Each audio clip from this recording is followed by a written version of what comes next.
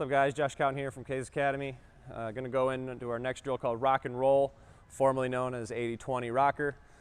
Reason I changed the name is for guys to understand that when they are shifting their weight, it's not just a quad push from front quad to back quad. We literally are trying to create rotation into our lower hip, or into our lower body. So I've changed it to the name Rock and Roll for that purpose. We'll kind of see why. So from a setup standpoint, I'm still a little constrained, but again, more degrees of freedom. So if I was setting up, throwing to you, I'm going to set up in kind of a athletic position. My toe's not completely open. It's not completely blocked off. It's like at a 45.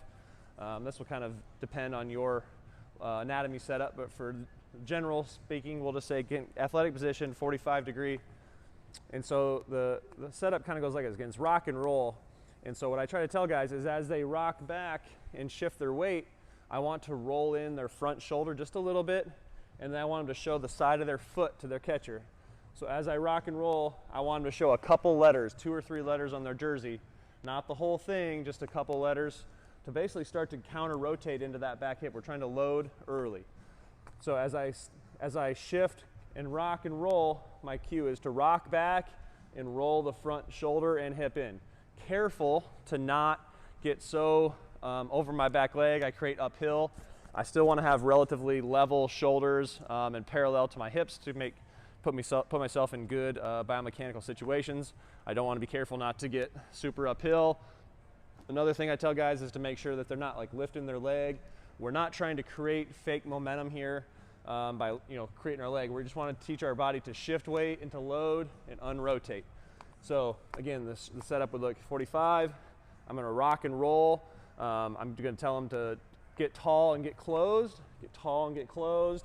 I pretend like my foot has a magnet on it, so it can come off of the ground, but it's so strong that it's not going to let it come off the spot. So I just kind of let it come off the ground just an inch or two, or I even think about maybe pushing the ground away with my toe, which kind of just gets me into my back leg, but I'm not going to create fake momentum that way yet. So set up, get tall, get closed. I rotate the toe closed right before I hit, it opens back up, and I will go ahead and follow through on this drill. So full setup looks like this. Again, I'm always offset, so my arm is in the center. Rock and roll, get tall, get closed. One more time. Hands out front, rock and roll, get tall, get closed. And that is the rock and roll drill.